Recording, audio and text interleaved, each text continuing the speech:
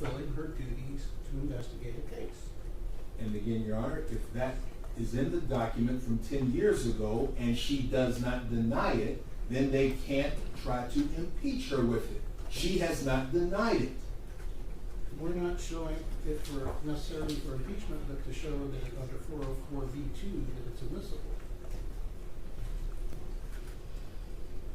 I think, Judge, if I may just respectfully make a suggestion, maybe if the court would consider talking about, had you ever been reprimanded before in general for being untruthful in how you handle an investigation without going into the specific instance of conduct?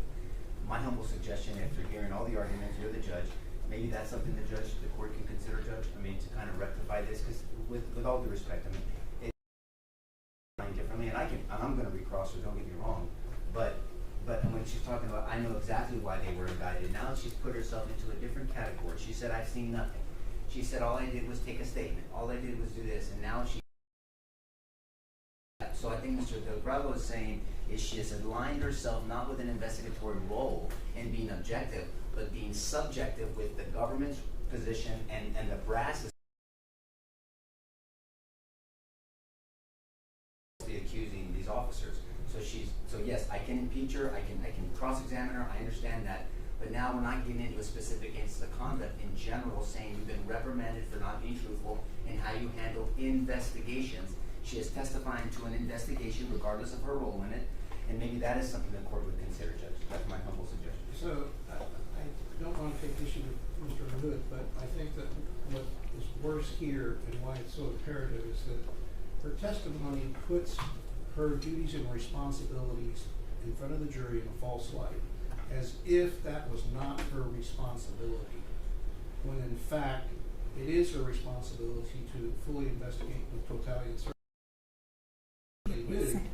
Is that since she didn't tell Soto and no one else told Soto, that somehow or another, and again, I hate to use Chico the man, but she's telling them it's not my job.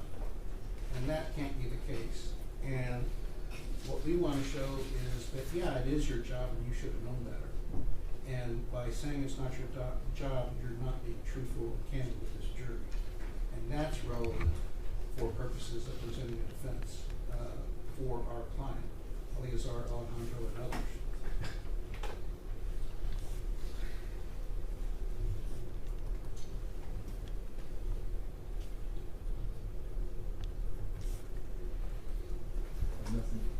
I have nothing else to ask, Judge, but to add, nothing else to add.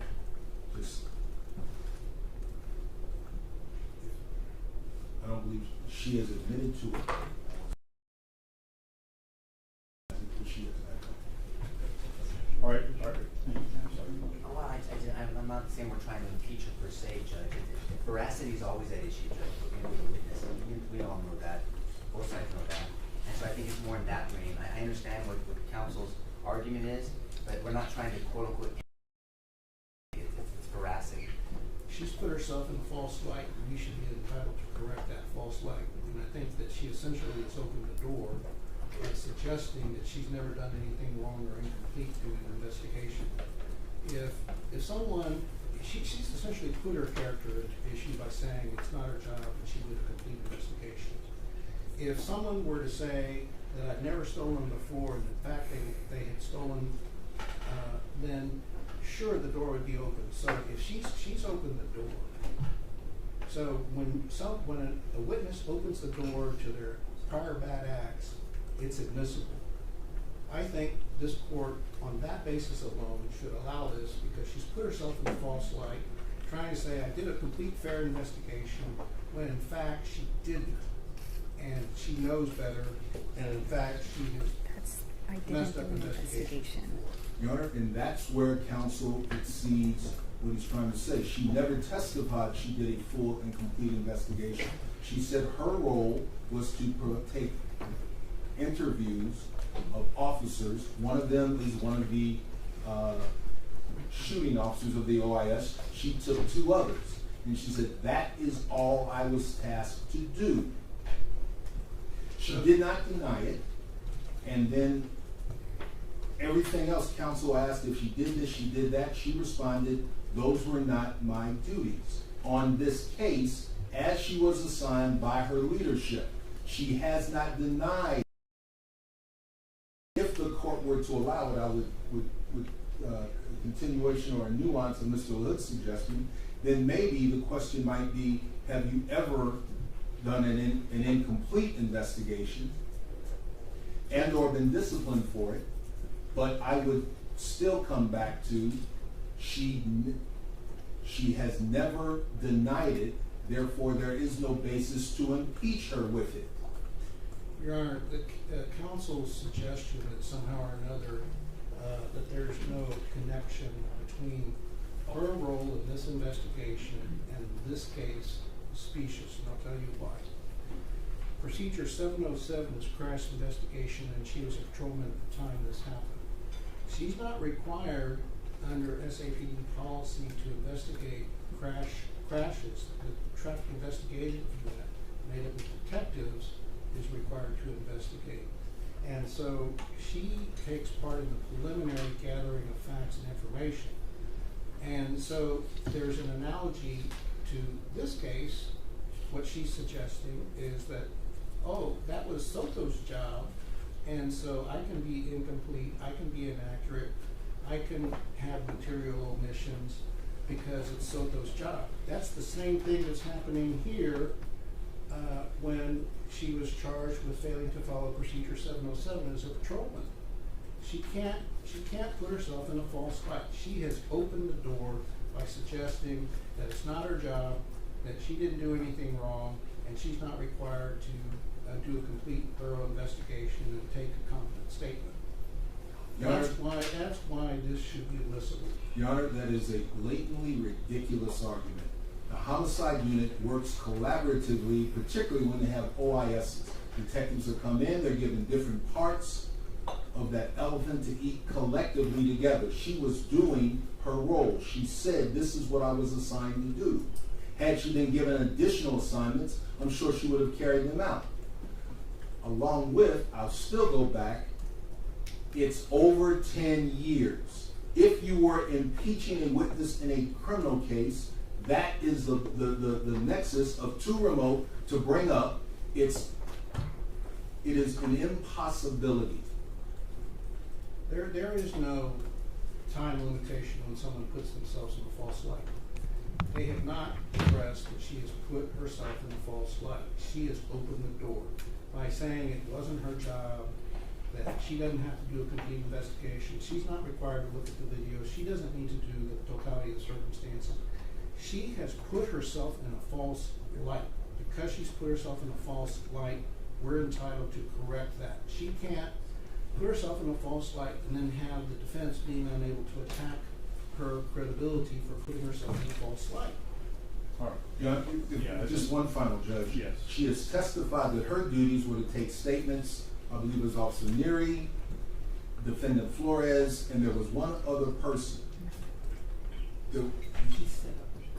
And she set up interviews. My point is, she did those assigned tasks completely. They are not impeached because she did her assigned duties incompletely. They want to expand it when she was not the filing detective. She did not seek the warrant. She did not sign the warrant. She did not do anything other than the task she was assigned. And that she did completely and fully. All right, so I've reviewed the law. If I conduct a 403, the prejudicial value is low. I think the probative value is low.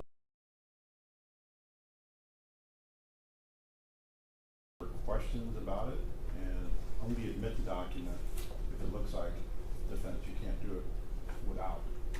You can't impeach her without the document. Her role was minor, so again, I'll let you ask questions about it, but at this particular point, I won't allow the admission of the document. Anything else? Just for clarity, 'cause I want to make sure none of us violate your instruction, Judge. Yeah. So you're saying we can ask her about the suspension for untruthfulness and how she conducted an investigation, but not enter the document and leave it at that? Yes. Your Honor, again, if I understand that suspension, it was not for untruthfulness. And you'll have the ability to redirect. Anything else?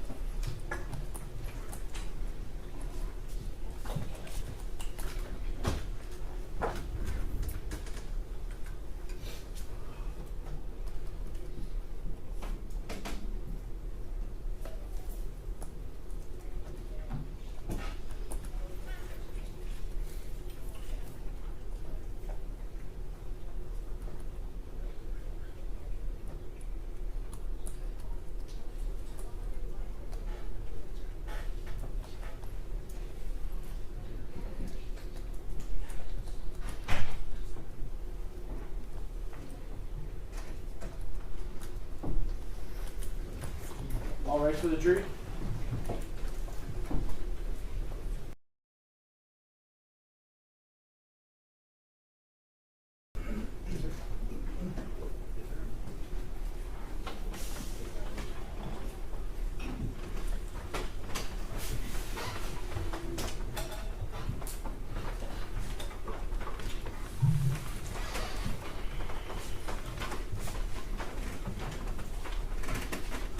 You may be seated.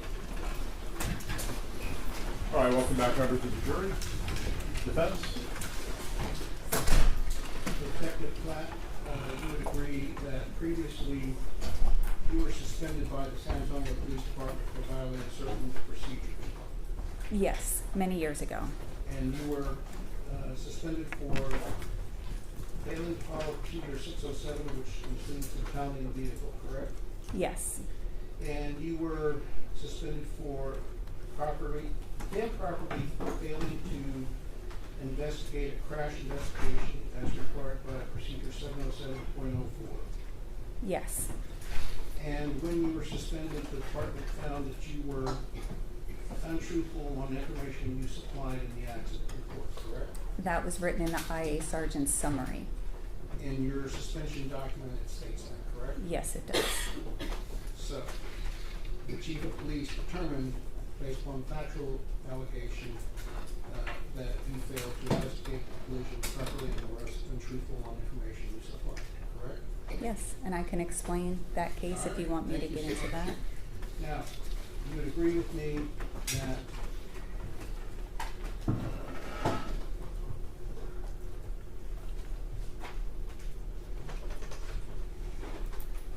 I think I need sound on this.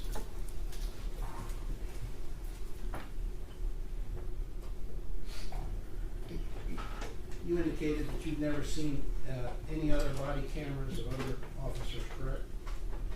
I didn't view them myself. Okay, so would you agree you never reviewed Officer Rommel's body worn camera? No, I don't believe I did.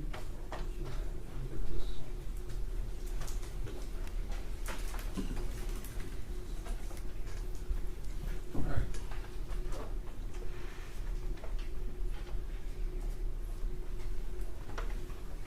I'm gonna represent to you that what we're gonna see here is Melissa Perez throwing a candle through this open window. Would you agree with me that this window that we see, that I'm outlining with my cursor, is open? It appears to be open. It appears to be open, okay. Let me change the speed setting on this.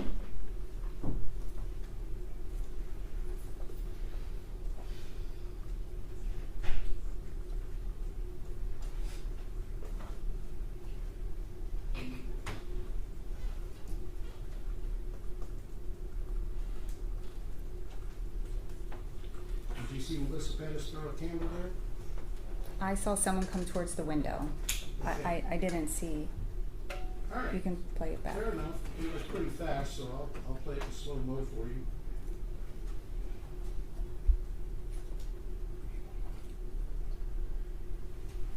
See if we can see it in half speed.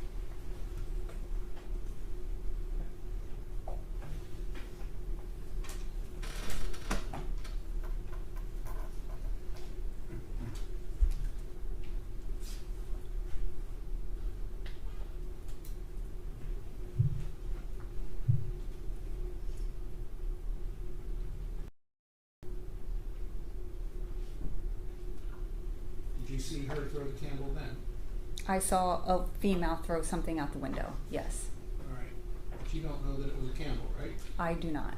No. Okay, because it was too fast for you even at half speed? Because I just can't see it. All right, well, let's play it at,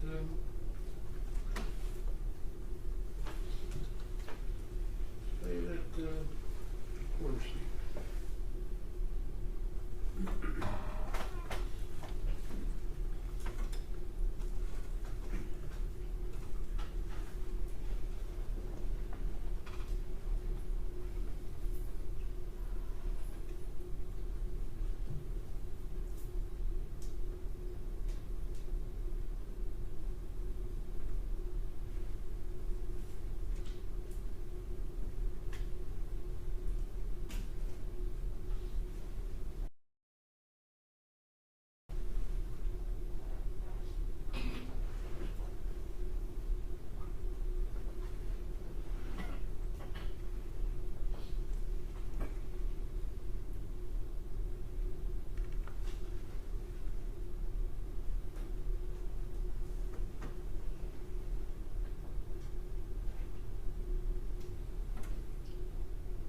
quarter speed did you see the candle? I saw an object. All right. So even at a quarter speed, it was too fast for you to see a candle, correct? Yes, All right. You would agree with me that when she threw that object, she didn't have any trouble throwing that object through the open window, correct? correct. So she was unobstructed when she threw that object, correct? Yes. All right. Just gonna show you one, and you've never seen that video before.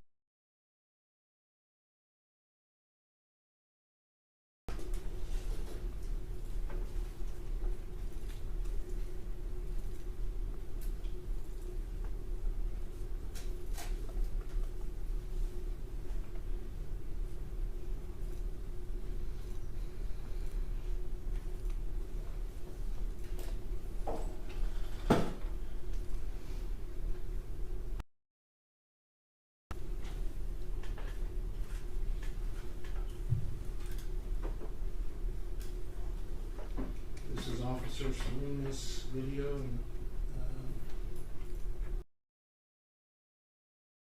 338.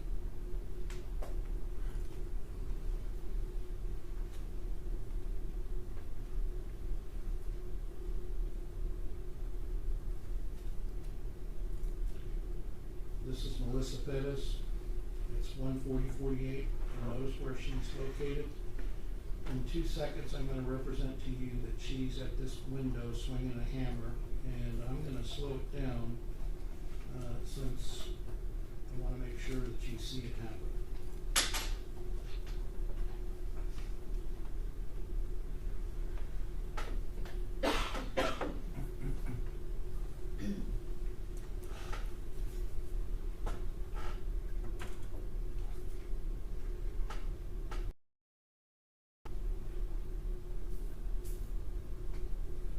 All right, would you agree with me that she was able to swing that hammer out the window without any impediment or obstructions? Did she knock the screen out? Was she able to extend the hammer out the window? Yes, And she had no difficulty extending the hammer out the window, correct? correct. And you understand that Officer Salinas had pulled the screen and his head was inside the apartment at the time that she swung the hammer at him, correct? If we could just watch it again so I can see it. All right.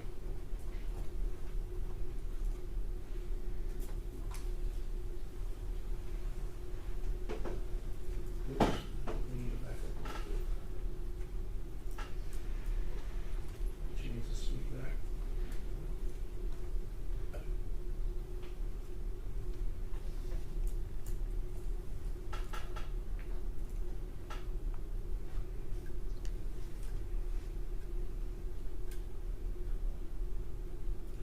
All right, you see at 1:40:49 that he's lifted the screen. Yes, And I'm going to represent to you that in the next second, we see that his head is inside that opening.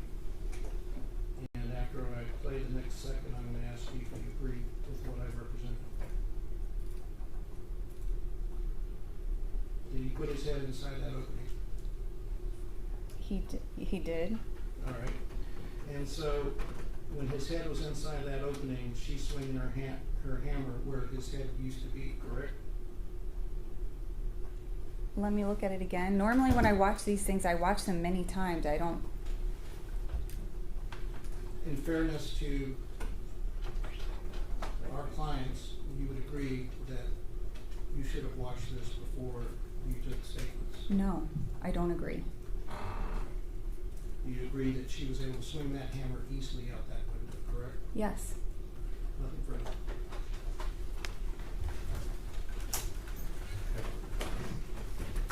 Judge, even though I'm back here, I'm gonna stay seated, if that's okay? Yes. If you'll take, Yep, thank you. thank you. Detective, good afternoon. My name's Tom Nisbet, and myself and Christian Newman, we represent Sergeant Flores, okay? I'm gonna ask you some questions, sort of same parameters, but I'm gonna move to a different topic. Fair? okay, yes, Okay. You're trained as an SAPD officer in trainings you've taken, like with Mr. Majeka, on stress response. in an officer-involved shooting, correct? Yes. All right. And it's actually called a stress survival reaction that an officer or person undergoes when they're in that fight or flight response, right? Yes. Nervous system, and it has all these physiological effects on their body, right? Yes. Okay. It affects their physiology, meaning their body, but it also affects their psychology, meaning their mind, correct? Yes. All right. And you're trained that in a half a second, their heart can go from 70, 75 beats per minute all the way up to 220 beats per minute in a half a second. I don't know. You don't recall that from the no, training? I don't recall that. Okay. Do you recall learning 75 beats per minute within those incidents? I feel comfortable to say it increases quickly. Okay. I honestly. That's fair. I'm good with that. And you're also trained that along with that heart response, physiological response, psychological response, there's a visual response that happens with the eyes, correct? Yes. Right? There's a flattening of the eyes and a tunnel vision type effect on what that person is focusing on. Yes. So in Alfred's statement, which you took, when he says he remembers seeing a hammer, it seemed larger than usual, that's consistent with the physiological effects that happen inside the human body during one of these critical stress responses. Yes. Also, the auditory system is affected, correct? Or ability to hear. Yes. Sometimes, or I should say, the training teaches you that sometimes people hear nothing at all, correct? Correct. Sometimes one or two occasional sounds. Correct. Sometimes a lot of noise, but maybe even an unrelated noise. Yes. Okay. When you were taking Alfred's statement, were you aware that he wears hearing aids? I don't recall that, no. Okay. That's not something that you remember learning during the interview process? I don't remember learning that, no. Okay. And then finally, going back to the psychological, that stress response can have a profound effect on someone's neural system, can't it? Yes. Okay. And so, I know you haven't watched the video, but I'm going to give you an example of something that the members of the jury may have seen in the video and ask you, is that consistent with the neural response, okay? Okay. All right. So in the training, the neural response is actually nicknamed in here brain fart mode. Have you heard this phrase before? Yes. Okay. Not It's really. not a scientific term, but everybody, we know, the members of the jury, we know what brain fart mode is, right? Right.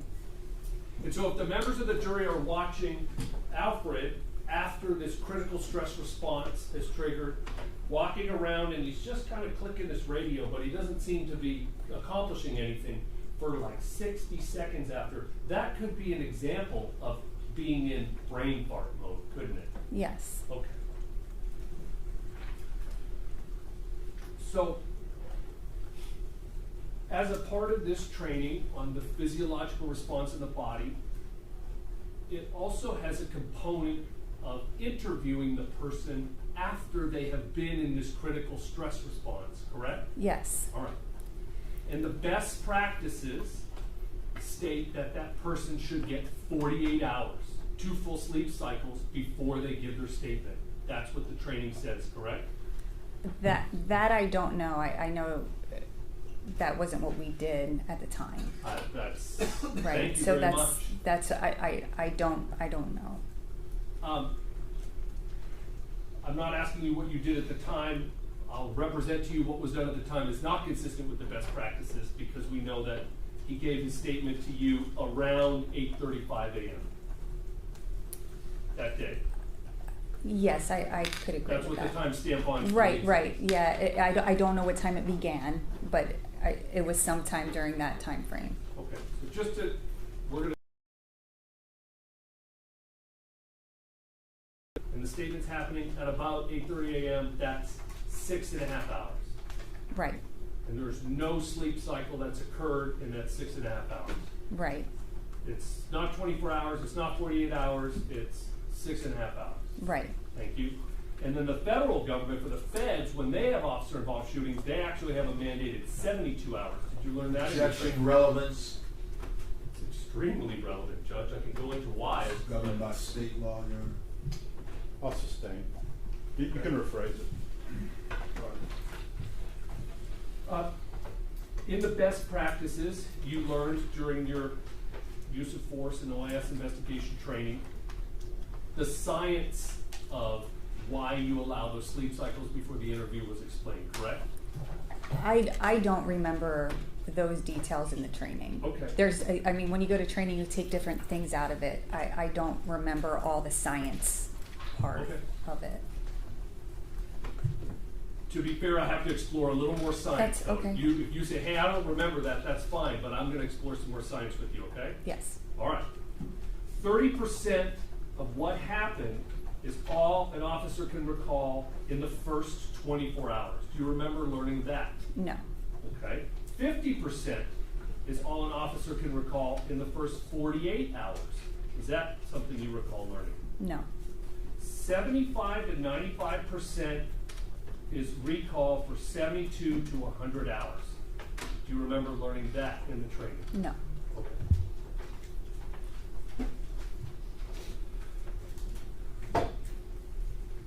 Do you, well, just to, I know you've already said it 10 times, but I'm gonna make you say it an 11th time. Seen and I because I don't want to be accused of anything here. I know some details, so I'm not going to say I don't know anything that happened. If you want me to explain, I could. don't, the question I'm asking you is about personal knowledge, okay? That's a term in the law, personal knowledge. I see it, I experience it. You're a person who was on scene. Do you have personal knowledge of anything that happened that night? Not before I took his statement. No, I didn't. And so, if the members of the jury have seen discussions about keys and entry points and bedridden old men and doors being locked and other doors being unlocked and assignment of duties and backing off rails and beanbag guns, if they've seen all that in the body-worn camera, that's the best evidence of what actually happened that night. You'd agree? Yes. Okay. And then we are in agreement that because of the stress response and the science that you've been trained on, an individual like Alfred, like Alejandro, like Villalobos, they could be experiencing major memory issues 6.5 hours later. Yeah, people recall things differently, and based off what you said, the statistics. Thank you for that. All right. Do you recall that the Axon system that plays the body cameras once they're docked and all that stuff was not working correctly that night? No. You don't? No, I don't. Okay. So, is it that you know for a fact that it was working correctly that night, or you just don't recall if that issue was happening? I don't know about that issue. Okay.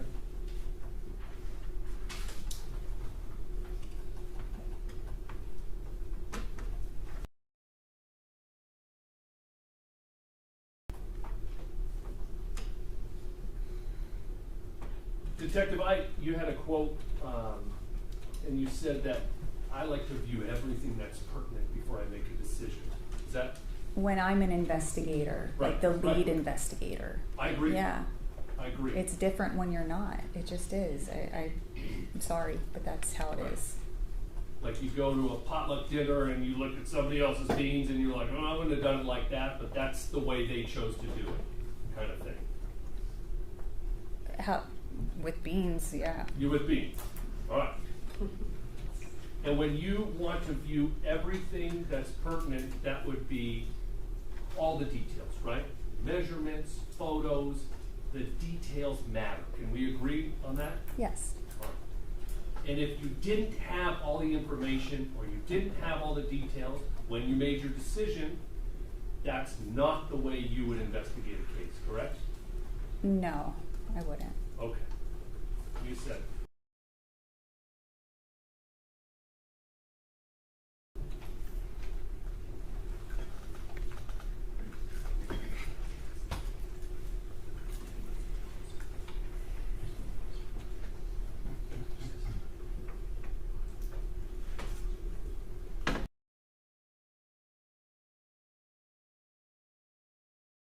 I'm gonna ask it. All right. Circling back to the, just because it's not in the statement, right, doesn't mean it didn't happen in the body cam issue. Correct. Right. Just because it's not in the statement doesn't mean a reasonable officer couldn't have relied on it. Couldn't have relied on this statement? Couldn't have relied on, see, this is what happens. Let's say it actually happened, okay? I'm just gonna give a fact.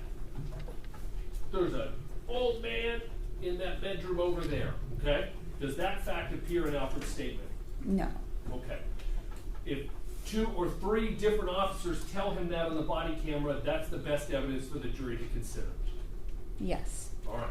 And a reasonable officer could rely on, in the totality of the circumstances, information told to them at the scene while they're working the scene. Yes. Thank you. Pass the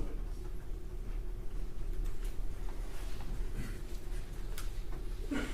Detective Platt, when Mr. Cifuentes asked you about that past difficulty of starting to explain, what do you want to say? I just want to say, because he's trying to make it look like I'm untruthful and I'm a liar, basically. And so, which I'm not. I had 2 years on the department. I was investigating a car. I was a patrolman called out to a typical crash on the highway. Report is a civil matter, and really my opinion on that is police shouldn't even respond to crash reports, is because that's between the insurance, right, and the drivers. Well, on this particular day, there was back at that time 10 years ago when this happened, we only had Coban. We did not have body cameras. The Coban did capture audio. It was a 3-car crash, and one of the allegations was me as a patrol officer, I did not contact all the 911 callers. We do not do that as patrolmen. That's the follow-up investigator's job. I don't have the time, and we don't do that. We're only talking to the drivers on scene. So like I said, it was 3 drivers involved. One of them was a hit and run, and it left. One of the people, that was 2 people stayed. The person in the green truck and the person maybe, I think it was a white car, she stayed on scene. She was in the ambulance and she was being treated for no visible injuries, a partial side swipe. So it was a partial side swipe. The truck had spun and hit the wall and was all kinds of damage. It was still drivable. The lady told me that it was the black car that hit her. It was recorded on my Coban. Why the IA investigator did not listen to that, instead took her word, because she came into the sub 2 weeks later to say I lied on the crash report and I put the wrong vehicle at fault. It was on Coban and recorded. And so, and there the 911 caller, which I did not contact, the 911 caller said the truck was driving kind of erratically, but the black car hit the white car on the 911 call. So it blew my mind that I got in trouble for this. We would ask that defendant's exhibit 107 be admitted at this time, since they opened the door.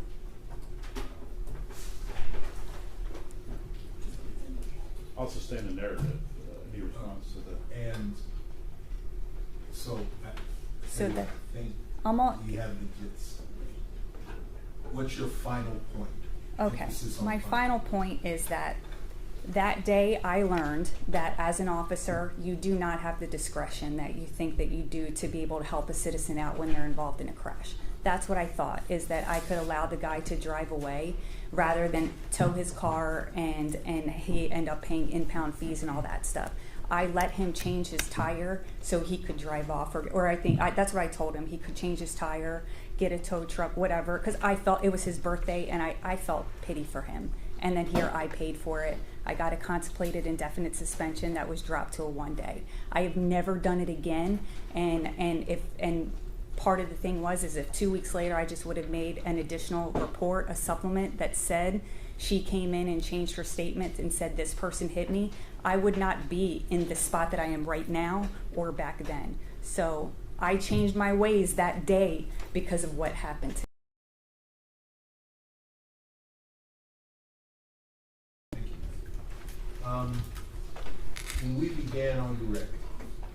said that you've worked approximately 40 to 50, the lead investigator approximately 40 to 50, lack of a better word, conventional murders, non-OIS murders, right? Yes. How many occasions have you determined probable cause and walked the warrant within 24 hours? My cases, it would have been an on-site arrest, or the warrant was not walked within 24 hours. Okay. But is that concept appropriate? When do you decide to go get a warrant in an investigation? What do you have to have? Probable cause. Okay. Is that the same in any homicide?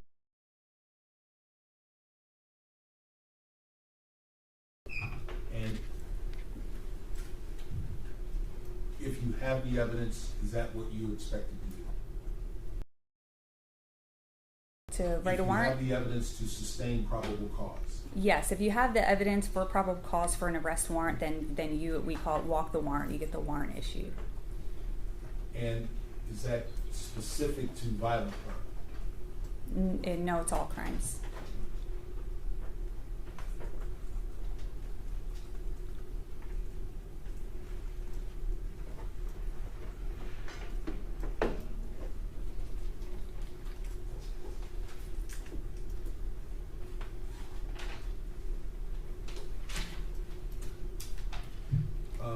On cross-examination, there was discussion about the relationship between your department's policy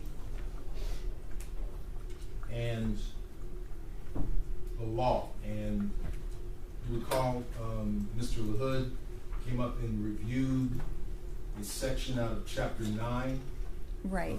of the Penal Code. Yes.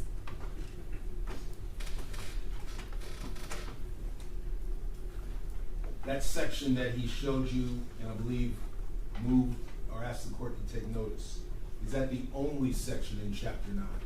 No, it isn't. Can I approach the witness, Sean? Yes.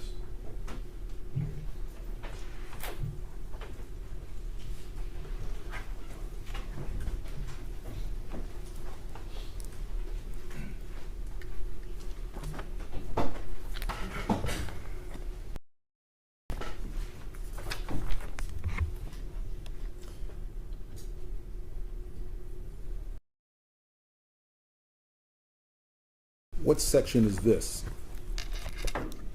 9.41, protection of one's own property.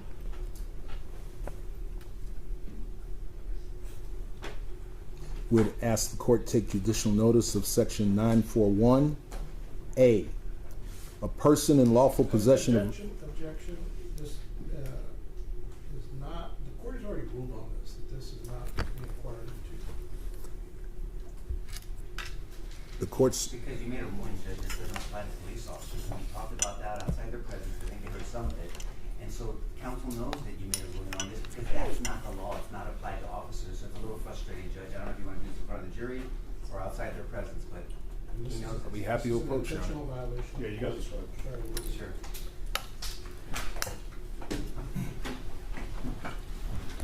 Hold on. Excuse me.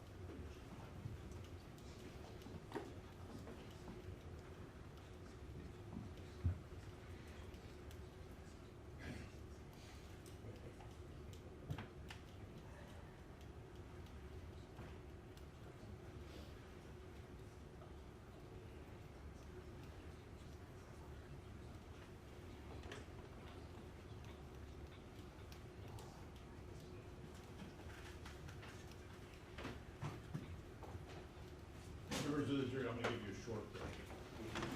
All right, jury?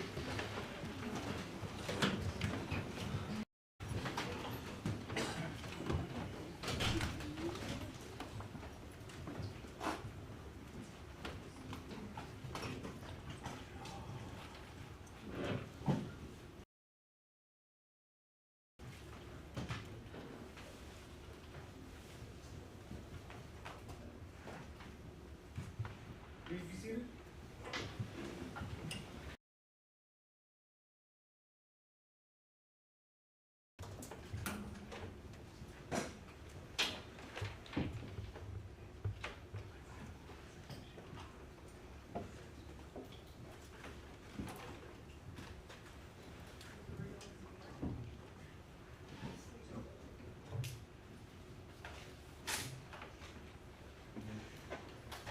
All right, you guys want to continue?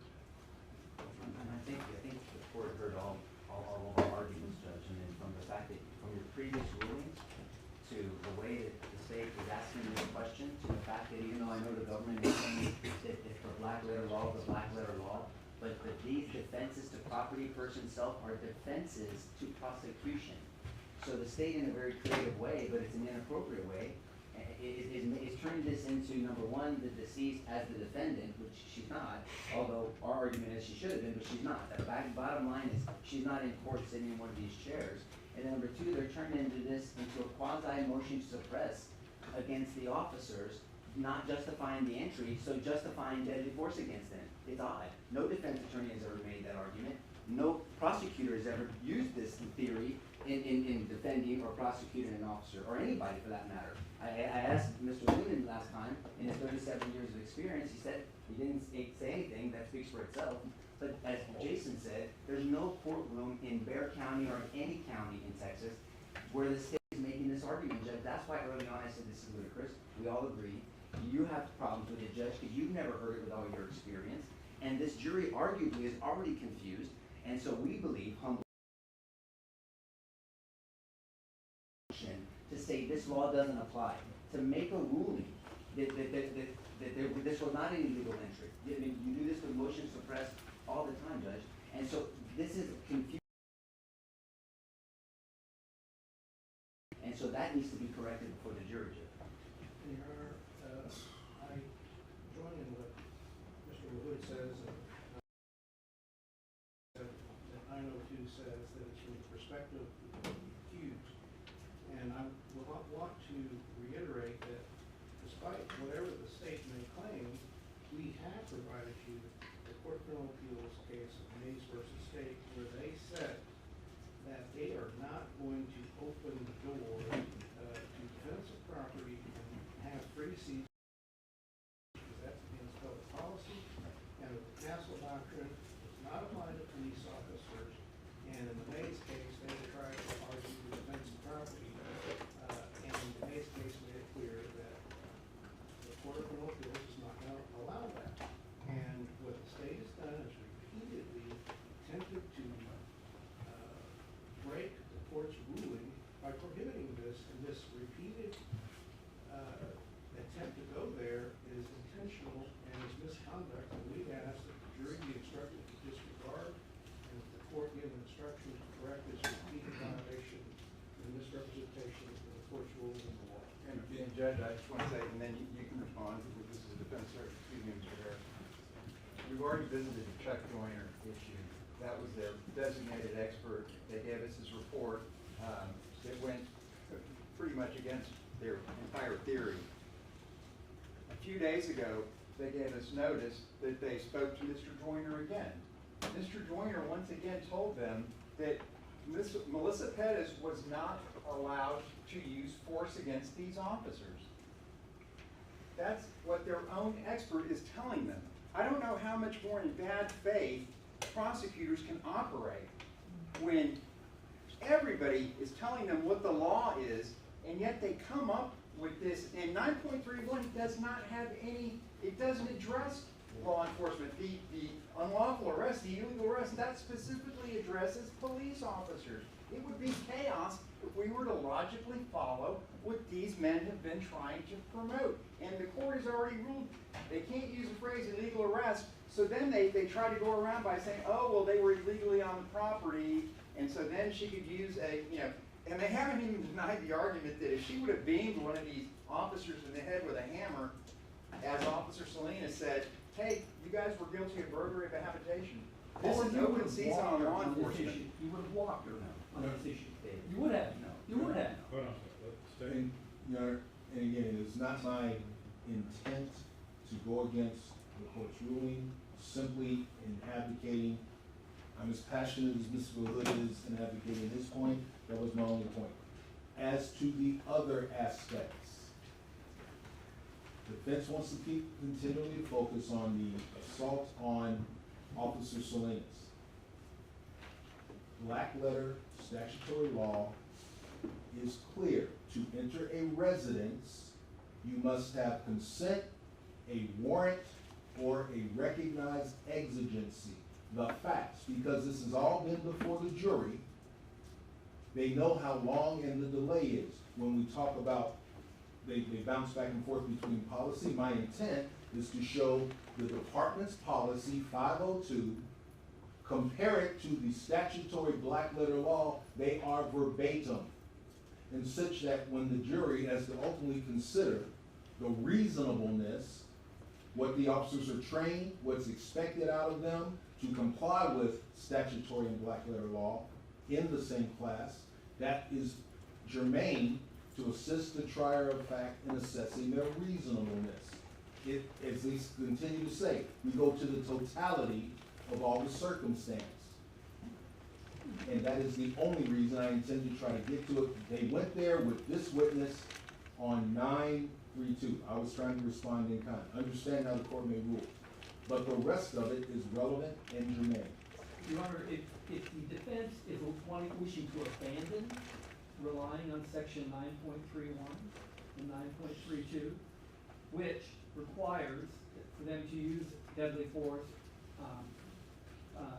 they have to be responding to unlawful deadly force. That's what's in those statutes, that they're responding to unlawful deadly force. If they're willing to abandon those and use the specific provision of 9.51 that gives the authority to officers to use deadly force in situations where it's an arrest or search, that's the more narrow provision that Mr. Del Prado had mentioned about. If they're going to rely just on 951, it doesn't mention in there unlawfulness of the force being used against them. Then they can rely on that. If they're going to abandon 931 and 932 and rely simply on 951, then we won't go there. We won't need to go there. Okay? We're not going to be held hostage to a misapplication. But if they're going to use, that's a misapplication of the law. We don't have to abandon anything. It's our but if defense.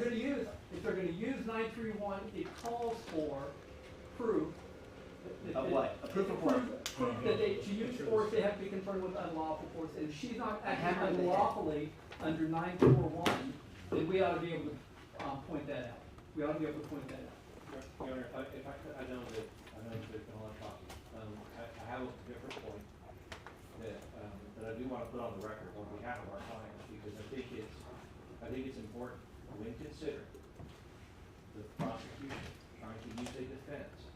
The code, first of all, isn't built for that, because what is a defense? Because it's not an affirmative defense. What is a defense? A defense means that the people opposing that defense has to disprove that defense beyond a reasonable doubt. And it places a burden on us to disprove beyond a reasonable doubt that she was acting in reasonably and immediately necessary in defense of her property. So first it shifts a burden over to us, which is unfair. The code has no provision for saying that the state has to prove that beyond a reasonable doubt that she was acting in defense. And there's no charge that the court can give. Because the way the defenses work is when they assert the defense, usually it's because, as Jay said, the code is designed for the defendant to do it because the side with the burden has to disprove it beyond a reasonable doubt. Now, if they were allowed to assert that defense, it would push that burden on us. That's the first thing. The second thing, as far as this issue of unlawfulness, and as far as this issue of unlawful deadly force, this is what they're calling black letter law. It is strictly a matter of law. This would normally, if this were not a world that kind of flipped around, this would normally be a motion to suppress. For instance, a motion to suppress running the trial. And the court would make that decision about whether or not their entry was lawful, about whether or not they had exigent circumstances. So the court would make that decision of law. It's a pure issue of law that would not go to the jury unless there was an issue of fact in dispute, and then under 3823, the defense could bring that factual dispute to the jury to have them decide it. The problem the state has, though, is they don't have a right to have a 3823 instruction to the jury. So they can't do that. So there is no factual issue for the jury to determine. There's only a pure question of law. But even if they could do 3823, there is no dispute as to the facts. Whether the old man is there, that she cut the wires, she committed the felony, all of those things are completely not in dispute, and nobody has brought any of those facts into dispute. So they cannot get a 3823, but even if they could, they have not gotten what they needed to get to have a 3823, which is a legitimate factual dispute. So we're back to the point where I kind of said from the beginning, this is a pure matter of law that the court should decide and instruct the jury on. And the jury should be instructed that if the court finds, and let's say we're running this with trial, that obviously as the court, you needed to hear all the facts. I think you've heard most of them, but there are probably still some more facts, including some of the things that, some of the violent conduct of Melissa Perez from before that could also drive an exigency. Because as we talked about, exigency is objective, it's not subjective. So whether or not an officer subjectively knew this, exigency is an objective issue. And so all of these other things that the court may hear, I think ultimately the court can determine that they were either lawfully making an arrest inside of the home without a warrant, or unlawfully making an arrest in the home without a warrant. But whatever that is, it would be an issue of law for the court to decide, and not an issue of fact for the jury to decide. And that's where our objections have been coming from, because the defenses are not built for the state to use them, because it puts a burden on us in order to disprove them, and that would shift the burden, and that's impermissible. So the defenses aren't used for that, and this is a pure question of law. The jury would never decide whether or not there's exigent circumstances for the police officers to go in. That would always be a question that a judge would decide, unless the defense brought up a fact dispute for 3823 instruction, which they do not have and they cannot give. And that's what I wanted to put on the record. And just following on that one thought for completeness, I believe giving them a defensive charge to use as a weapon is improper comment on the weight of the evidence because of all the effects that it has. So 941 and 942 would not be in the jury charge. So if it's not in the jury Then why charge, talk about it? they should not be able to allow to put that for the jury. Or else I'm gonna let the state have the last word. With respect to Jay's and Mr. Moore's comment, the Court of Appeals already ruled and allowed for a defensive instruction on the state of mind of the victim in using his ability to defend against a third person in a case where a defendant is charged with, I'll tell you the facts, the defendant is charged with aggravated assault, okay, against a man who was trying to enter into his home to protect his girlfriend who was being threatened by this man. And the jury said, or the state asked for, no, I'm sorry, the court's responde said, this person who's trying to enter into his home, who was assaulted, knocked unconscious, and incurred serious bodily injury, the defense was claiming self-defense, just like here, claiming self-defense, said, I have a right to protect this person from coming into my house. And the court said, well, the jury needs to know whether or not that person who was struck was acting unlawfully or not, because the defense is asking the court for a self-defense instruction. And the jury will be left without any guidance as to whether that person trying to enter was unlawful or not, unless I give them an instruction on defense of third person. And the Court of Criminal Appeals approved that. It said, yes, the jury should know what that term unlawful means. Because in this case, Judge, what's going to happen to that jury when they go back there, absent this instruction, is they're going to say, what does it mean? What does it mean in 931 and 941? I'm sorry, 931 and 932, when it says that the officer has a right to use force against this woman, believing that she was using unlawful force against him. They're going to want to know, was she acting unlawfully? And they're going to look to you to give an instruction on whether or not she was acting unlawfully. And 941 gives you the guidance that they'll be seeking. And I know you said that the state had the last word. Yes. But they have played out how she has schizophrenia. And the Mays court basically pointed out that the person who was mentally could not hold a reasonable belief. So they can't even lay the predicate. That wasn't for a unlawful. They cannot lay the predicate for a reasonable belief.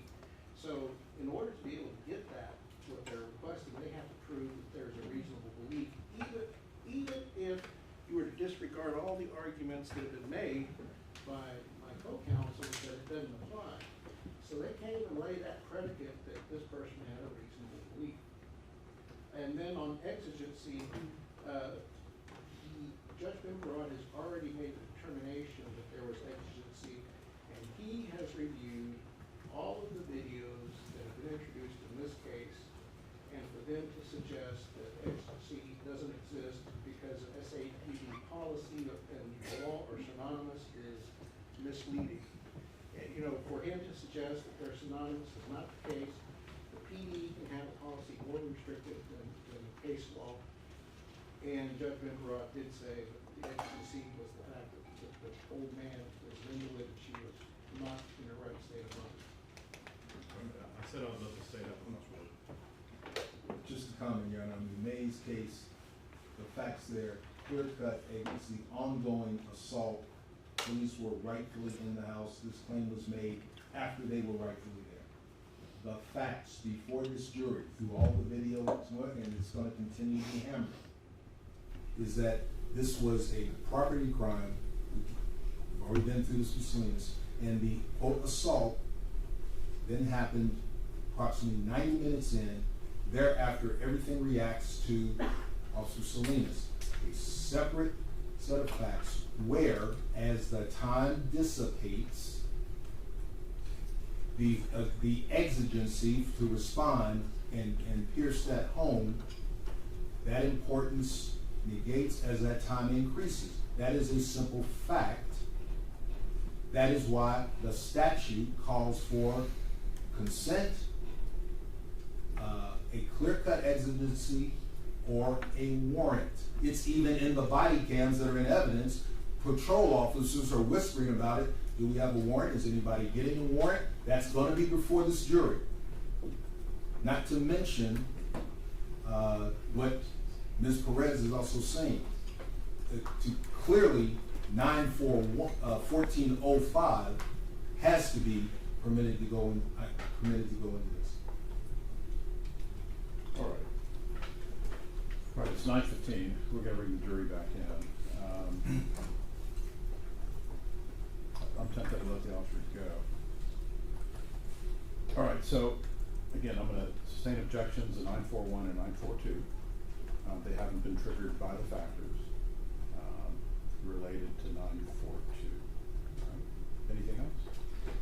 We'd ask for an instruction to disregard. Okay, I'll instruct the jury to disregard the last question. Are we gonna continue proceeding this evening? We'd like to try so we can try to complete and move this witness along. Okay, all right, that's very much. I assume, Judge, you're not going to want me to start crossing her tonight, right? You'll let him finish and then pass, and then we'll start tomorrow morning? Or no? Monday. Monday. Monday at 9. We're not Saturday. going tomorrow? Saturday? No. No trial tomorrow.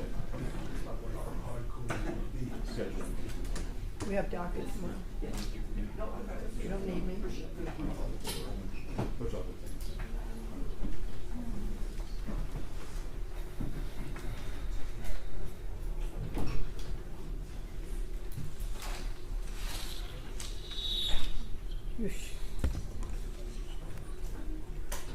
I'll get different headset, Judge. Sorry about that. Well, you're good.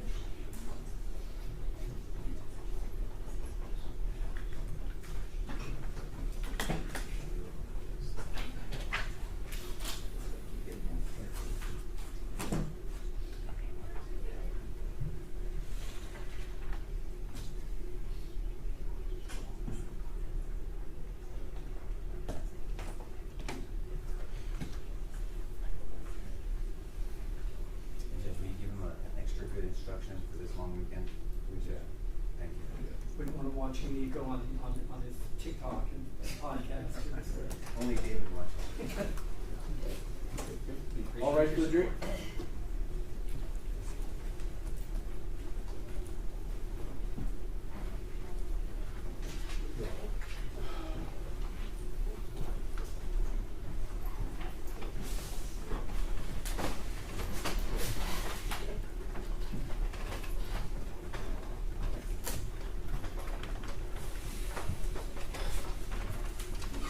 seated. Well, welcome back, members of the jury. I'm going to give you instruction to disregard the last question asked. State your name. There are, what about The instruction on 941. to disregard? Yes. Disregard any reference made to 941 in that question. Detective, we'll go back to when Mr. Hood was cross-examining you and came up with the code, and you recall when he read chapter 931, self-defense instructions? We've read yes, a Okay, portion. you recall when he did that? Yes, And you are familiar with that statute? It's part of your tools in homicide investigations, right, and I refer to it. okay? What does the term provoking the difficulty? Provoking, There's no evidence of provoking the difficulty here. Overrule. Thank you. What does it mean? I don't know. All right, may I approach her? Yes. So you want to take her on board, Doctor? Yes. So he asked you a specific question from the statute of provoking the difficulty. You heard him say that? Yes, And you honestly said you don't know, correct? yes, And you also testified that you have not seen all the body cameras like you would normally do if you were the lead investigator for this incident, correct? yes, So if he's gonna ask you about a statute that you don't even recall, and I'm not being disrespectful or mean, and then also you don't know anything about the facts, you have no way to apply the facts to the law that you don't know, correct? I don't know that portion. But he's gonna ask you about that, so you can't answer a question about provoking the difficulty, and you have no idea, well, it doesn't apply here, but you have no idea if it would even potentially apply here, right?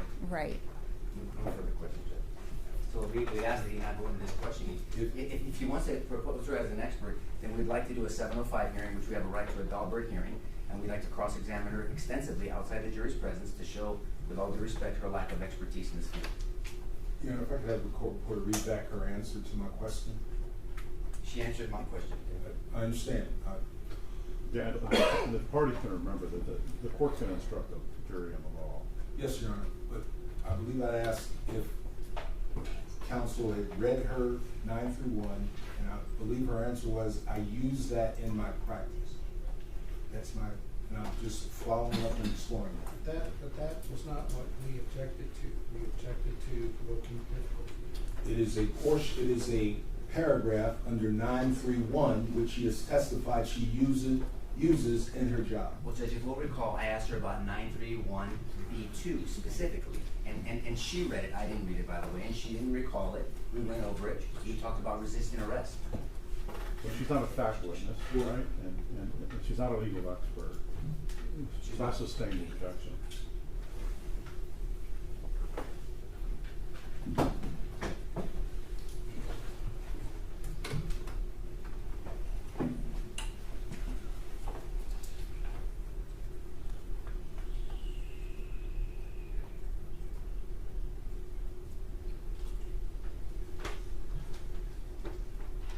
You testified on direct with Mr. Hood that the totality of the circumstances are important when thinking about an arrest. yes. And can you expand? What do you mean by that? By reviewing all of the facts in the case, everything that you know, that's basically the totality.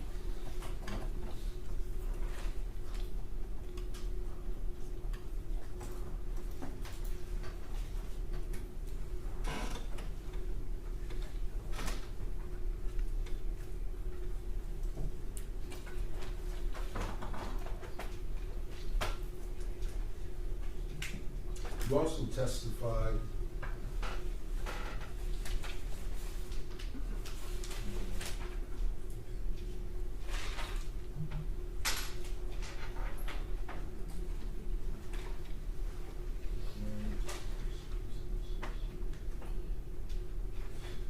okay, and I recall a statement, I think it was when Mr. Cifuentes came on, and you said you try to put yourself in the shoes of the person you're interviewing or the parties. Do you recall that line of questioning with Mr. Cifuentes? that I said I put myself in the shoes. I would object to him misstating the question or the testimony. All right, Willis, what's your question? I'm simply going through my notes. I'm asking if you recall that. And Your Honor, his notes are not a paraphrase of the prior testimony. All right, let's hear the question. I apologize. If I am misstating, I am trying to explore your do you remember that I don't discussion? remember saying that I put myself in the shoes. Okay, thank you. You said you don't, or do, I'm sorry. I do not. Thank you.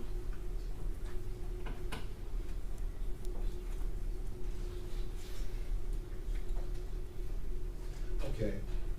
Further on with cross-examining Mr. Cifuentes, there was discussion about exigent circumstances. And he indicated there being no time to react or decide. You had a comment back on that about a barricaded subject. What was your feeling to his statement? Objection, she doesn't know the facts of the case, and so she can't have feelings about whether Melissa Perez was in fact a barricaded subject. I'm asking her to follow up with what she has already told counsel on cross-examination. She's not an expert. I'm not And she asking. doesn't have factual knowledge of all the facts. He elicited the response on his question, Your Honor. I am redirect. I am trying to follow that up. You can rephrase your question. Okay.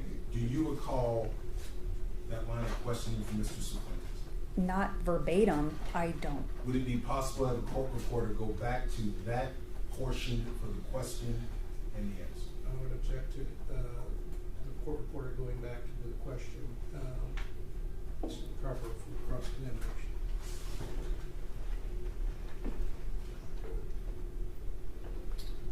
I'll let her do that. That way you can get the question out. I'll need to, I'll get it, please.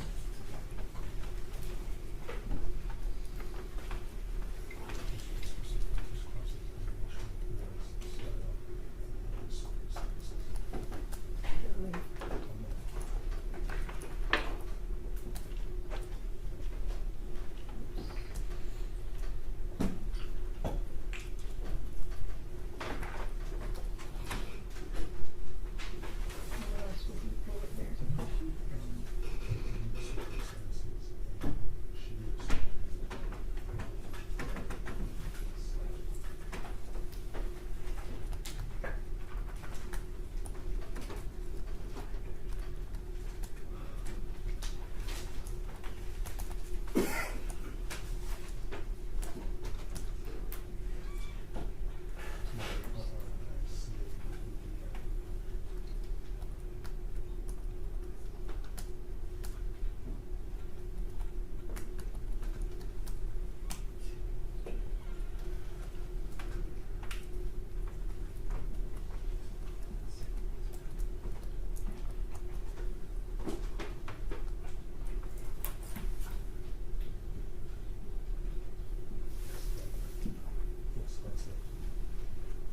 Hold on, what's that?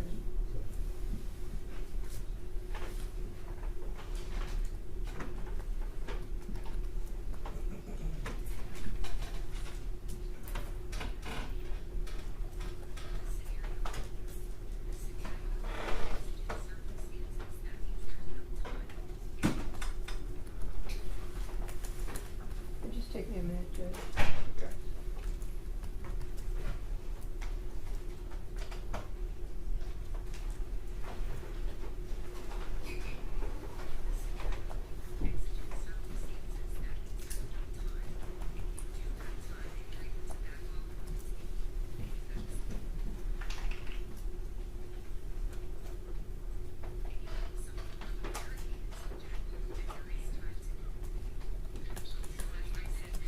Judge, I have it. All right.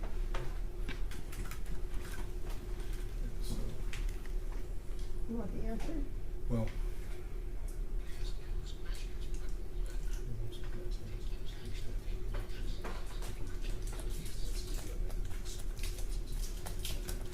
Both of them? it's the question and then the answer. Your Honor, you ready? Yes. The question from Mr. Cifuentes was, an officer can ask An officer can ask endless questions when taking action, and being cautious is being urgent and of the essence. The answer is if you depend on the circumstances, if you have exigent circumstances, that means there is no time. If you do have time and you are able to back off and able to contain, and you have more of a barricaded subject, then there is time to communicate. Give me 1 second. Okay, I'm ready. Yes, sir. Are you familiar with the term of a barricaded suspect? Yes. What is a barricaded suspect? A person who is in a location and essentially they're barricaded and usually armed. Okay. And what is unique about having a barricaded suspect from your experience, if you know? With a barricaded suspect, normally, if they're not a direct threat to you, which usually they're not, if they're barricaded, you back off, you contain, communicate, control the scene, call SWAT, all of those things. Okay.